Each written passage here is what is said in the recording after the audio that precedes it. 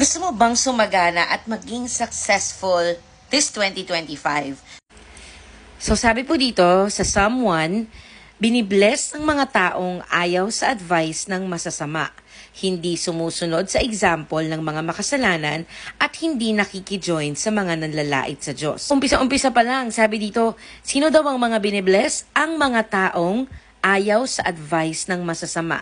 So this 2025, alam na po natin, hindi tayo hihingi or lalapit sa advice ng masasama, or kung alam natin na mali, hindi natin yun gagawin. Kasi may pangako si Lord, binibless ang mga taong hindi gumagawa ng mga masama.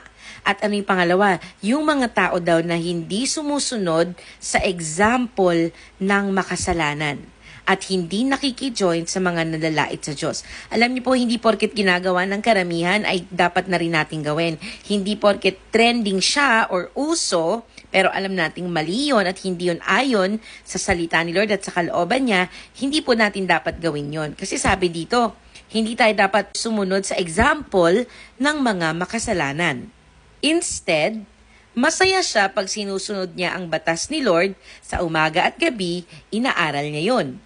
At kapag ginawa daw natin to, binasa daw natin ang salita ng Lord, inaral, mineditate, at sinunod. Sabi po dito, ano daw ang mangyayari sa atin? Ano magiging epekto? Para daw tayo magiging puno na nakatanim sa tabi ng batis, namumunga ng sakto sa panahon, at hindi natutuyo ang mga dahon. At lahat ng ginagawa niya, successful talaga. Di ba napakagandang pangako nito mga kapatid? Dito po natin makikita yung sinasabi ko po na conditional promises of God. Sabi dito, yes, magtatagumpay lahat ng gagawin mo. Pero para mangyari yon, ito po ang kailangan natin gawin. Kailangan pala nating itanim ang ating mga buhay sa salita ng Diyos. At kapag ginawa daw natin yon, sabi dito, lagi kang mamumunga, hindi matutuyo ang mga dahon mo, at lahat ng gagawin mo, successful talaga. At congratulations kung isa ka sa mga nag-decide this year, I will invest in my own Bible, in my personal Bible. I will start reading the Word of God. I will meditate on it day and night, and I will declare it. I will obey it. At alam mo, kapag ginawa mo yun, kapatid, pwede mo i-claim yung promise na to. Hindi ako mauubusan, palagi akong magbubunga, at lahat ng aking mga gagawin ay magiging successful talaga. Kasi alam niyo po, kapag nagbabasa tayo ng Bible, nakaka-receive po tayo ng specific instructions, guidance, wisdom. So, hindi tayo basta-basta nagde-decide ng kung ano lang, yung gusto ko lang, o saan kung anong gusto kong gawin, saan kung gustong pumunta. May wisdom tayong nare-receive mula sa binabasa natin.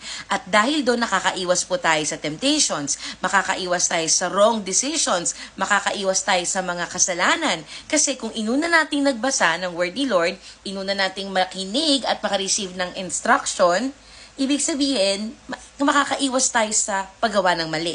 Malalaman natin kung ano yung tamang decision, tamang direction na dapat nating puntahan, gawin, patunguhan is 2025. So alam nyo, less stress din yon. Lesser stress, less pressure, less worry, less fear.